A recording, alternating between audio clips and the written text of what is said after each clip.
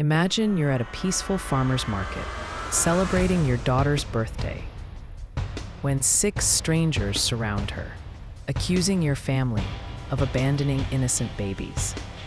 The kicker? Those babies were the result of your husband's affair, and the people blaming her are his parents. What happens next? Well, let's just say I weaponized their own church to drag their lies into the light. If you've ever been betrayed, cornered, or judged by people who didn't know the full story, you're going to love this. Hit that like button, subscribe for more revenge justice, and buckle up, because today's tale of church drama, family betrayal, and poetic justice is one for the books. I'm a 46-year-old mom of 2 teenage daughters, 17 and 15. We've always had a close bond, especially after going through the trauma of my ex-husband's affair and then his sudden death in a car crash last year.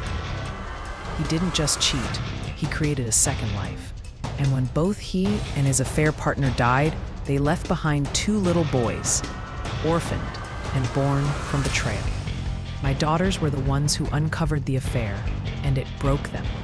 The betrayal, the lies, the complete loss of stability.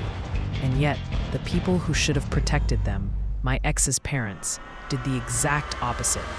They've tried to force my daughters to become older sisters to the affair children, tried to move into our home, tried to take custody of my girls. Yes, you heard that right. They filed in court demanding custody of my daughters after their cheating son died. Let that sink in. It's been hell. But I thought we had at least one normal day when we visited our local weekend market. My youngest's birthday is this month, so I gave her a budget and told her to splurge. Chocolates, sweets, whatever made her happy. It was supposed to be fun, until she called me, sobbing. She told me some strangers had cornered her. I grabbed my oldest daughter, and we ran. We found my baby surrounded by 6 older women, members of my ex-in-law's church. I recognized a few of them, and they were tearing into her, calling her unchristian, accusing her of abandoning her baby brothers, telling her she was hard-hearted and cruel for refusing to be a good big sister. These women had no idea about the trauma my daughters were living with. No idea the emotional scars their father left behind. I stepped in like any mother would, told my eldest to pay and head to the car with her sister. Then I turned to the pack of women and let them have it. One even said, "You're defying your husband's parents. That's not what a good Christian wife would do." Oh, please, spare me the scripture shaming. The yelling escalated. Eventually, market security kicked us all out. These women followed me back to the car like vultures, still muttering judgment. I drove my daughters home. They cried themselves to sleep. And I logged on. One of the few reasonable church members I still talk to filled me in.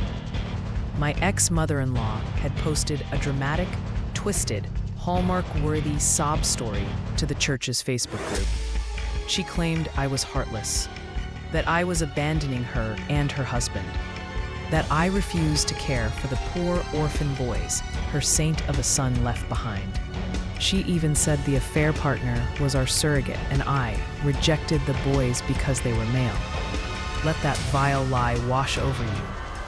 This woman was rewriting history, and her cronies were eating it up, offering prayers, sympathy, donations. She even said I was making them homeless and had stolen their grandchildren. Meanwhile, the truth? They inherited my ex's life insurance and personal savings account. They were not homeless. They were just manipulative liars. But what really lit my fire was what they said about my daughters. That they were bastards. That it was their fault their father died. Because they told me about the affair and started the divorce process. I had every text, every email. The next day, I took the day off work. First stop, the print shop. I printed everything. Pictures of my ex and his mistress kissing in our living room. Screenshots of texts confessing the affair. Messages where my in-laws supported his cheating. Their bullying of my daughters. And the final blow. messages blaming my daughters for their father's death 2 days after the crash. I had it all printed on beautiful, glossy paper. Then I got crafty. I made customized binders, neatly designed to look like church hymn packets.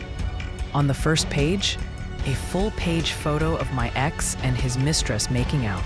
Faces clear, captioned, "The real love story of John and Ava." Underneath, presented to you by the truth.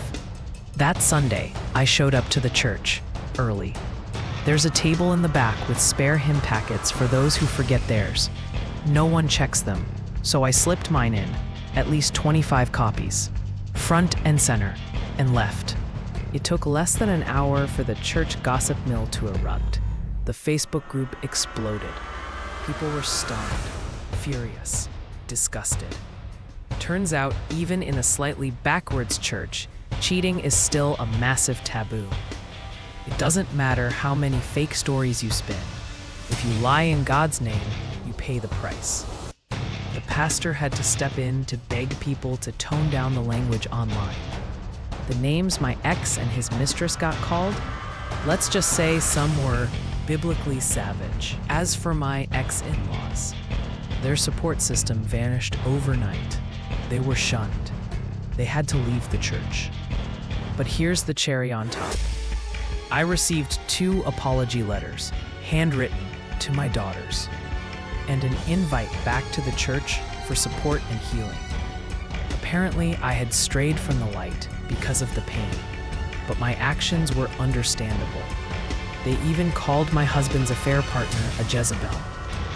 They used a worse word, but you get the idea. The same people who once called my daughters bastards were now apologizing and saying how strong they were. You see, sometimes justice doesn't come from courtrooms. It comes from truth, from exposing lies in places where they're not supposed to exist. My daughters didn't deserve to carry shame.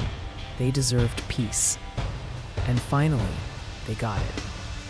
If this story gave you chills or made you want to stand up and cheer, hit that like button.